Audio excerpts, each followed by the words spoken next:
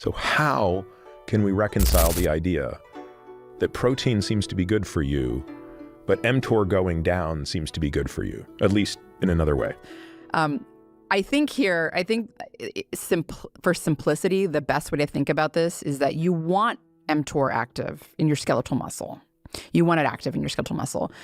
You don't necessarily always want it active systemically, but if you are exercising, if you're moving around and you're taking in your protein, it's going to your muscle.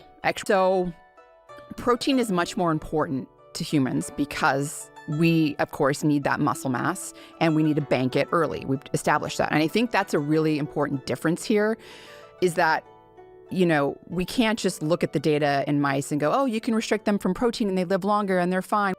The second thing is that if we're talking about protein intake, I think that you and I agree the optimal scenario here isn't a sedentary person just sitting there eating as much protein as they want. No. They need to be moving, physically active. Like that's the whole point. You're supporting your physical activity by increasing your protein intake.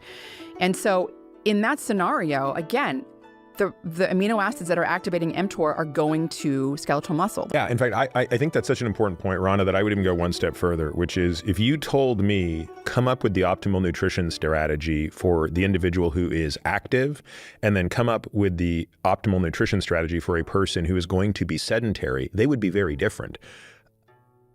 I'm going to try to talk that sedentary person into not being sedentary. But if at the end of the day I can't, if that individual says, I don't want to do anything, I just want to sit in front of my computer, you know what? It probably makes sense to be a little bit caloric restricted. Right.